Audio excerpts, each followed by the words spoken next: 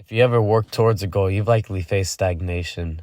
Whether you've been going to the gym for a while and it seems like you're not improving, or you're running a business and it seems like it's not growing anymore, or even you're in school studying for the unit test but you can't seem to do better than a 70, we've all had these moments where it seems like our efforts are failing us and we're getting nowhere, and you're sitting there contemplating whether to give it up since it seems like nothing's working. Whatever shape it comes in, it's one of the most demotivating things of all time. As a swimmer, I've seen a lot of other swimmers quit because of this. They have this feeling that their times haven't been improving over the last 2 or 3 years, and they don't want to keep going anymore. It seems like all their work is in vain. Now today I'm going to talk about what the actual causes of stagnation are, and then I'm going to respond to a comment on a video I made a while ago about a friend that wanted to end his relationship just to be single again. Now let me be clear, I'm not referring to when you choose to stop expanding and growing. Sometimes you reach a point in life that you just want to stay right there. You want to just be comfortable. You found the spot that you want to keep cruising along, and that's good. I'm not talking about that. I'm talking about when you're actively trying to improve something and you're not seeing any more improvement. Now there's 2 causes of stagnation. And that first option, your method isn't working. Now maybe it was working before. You got your first few customers and maybe you got your first few pounds of muscle, but not anymore. For this, I'm going to talk about what I call baby gains. Baby gains are the first few gains that you get when you start something new. When you first sign up for the gym, you can walk around with no clue on what to do and what exercises will do what and what a proper workout regimen is. You just walk around, you do whatever machines, you do whatever lifts with the weights, and after a few weeks, you'll see a noticeable difference in your strength. Now, maybe you see some TikToks and you try to implement the dumb things and you think you have a good idea on what to do, but then a few weeks later and you haven't really improved much. That's because baby gains are a lot easier to get than the gains that follow that. The gains that follow that take a lot more effort, they take a lot more planning, and they take more specific action. That's when you have to go find an actual workout regimen or make one your own. And you have to start taking care of yourself outside of the gym, making sure you get well rested, eating proper foods. Now, of course, baby gains aren't always the case. Maybe you want to switch things up and try a new method, but that method doesn't end up working. You know, maybe you're trying a new business tactic that actually ends up attracting customers, but maybe you just don't want to admit it. In my case, I had a swim coach for 3 years who mostly focused on power and mid-distance.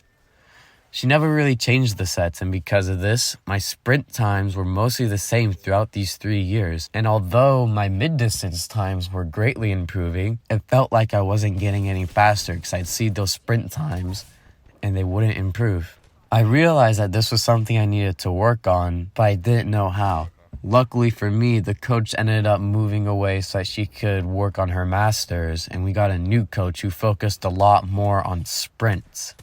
Immediately, I dropped so much time in my sprints. Sometimes you really are just doing the wrong thing, and you just need to sit down and figure out why your method's wrong and what a better method to improve to get to where you want to be is. What will help you succeed? Now, although this is often the case, you also need to consider that maybe you're not trying hard enough. Maybe you don't want it enough. Maybe you're not putting in enough effort. Let's say you and a kid named Dan are on the same football team. Although you're on the same team, Dan is way better than you.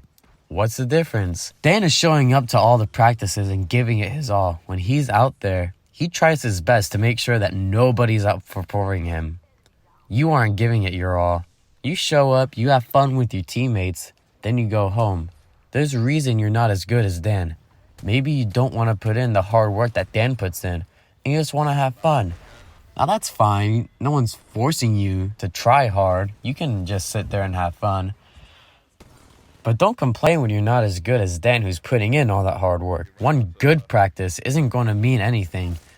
You need to have all those practices be good effort. Now, translating that into other things, if you're complaining that you studied the night before the test really hard for 3 hours and you only got a 70, maybe you should consider that that's not what you need to be doing, and you're being lazy and you're procrastinating what you need to actually be doing. Pay attention during class and take the notes so that you'll actually remember. Buy some colored pens if that helps. That helps me. Now, don't wait to study. Utilize the forgetting curve in your favor so that you keep reviewing things to the point to where you remember them a lot easier. If you're going from not putting in as much effort as you can to putting in all that proper effort, you'll see changes and improvements really fast. You didn't get to where you wanted to be because you didn't want it enough and you didn't put in the proper effort. All right, now let's talk about that comment. A few days ago during my Thanksgiving special, I made a video about my friend who basically told me he wanted to be single for the fun of being single again.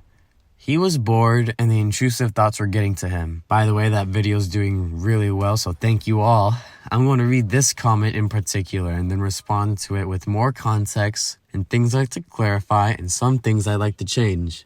You know, I'm not perfect. I am just a young adult after all. All right.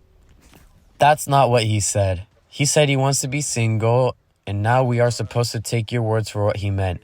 He might want to live alone. Do what he used to do and like without someone constantly in his room. He just might want to be alone, and it's people like you who tell him he can be happy only in a relationship living with a stranger. Firstly, thank you for your comment. Now, I know I didn't give enough context, so let me add some clarification. Him and I are good friends. We've been really good friends for a while. He told me everything he was feeling surrounding the situation, and I can ultimately tell you that it came down to him just wanting to get back on the chase again. You know, when you watch a show or anime where the protagonist has a bunch of women wanting him and you're kind of like, man, I wish that was me.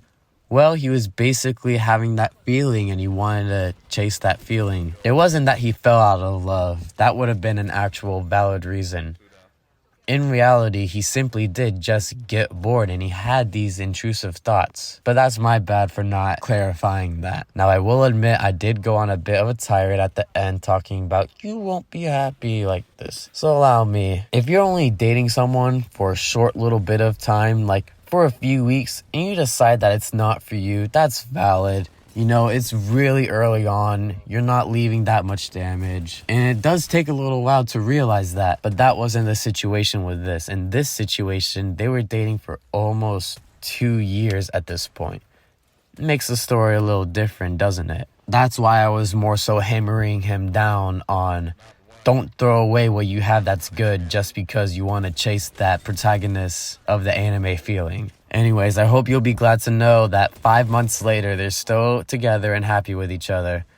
Sometimes for no reason we get these feelings and we just have to understand we can't always give in. Our mind's always constantly at battle with what we know is good and what we think will be good in the short term, those little short-term pleasures. You know, that whole ego versus id thing if you like psychology like me. Just make sure you're doing some thinking things through before you do something drastic. Thanks for tuning in. If you have a topic you'd like me to discuss or a question you'd like me to answer, leave it in the form in the description. Thank you all so much for watching, and until we meet again, you're going to have to carry that weight. By the way, I hope you really enjoyed that gameplay. 13 kills. I know it's only in rookie, but 13 kills? Come on, man. Too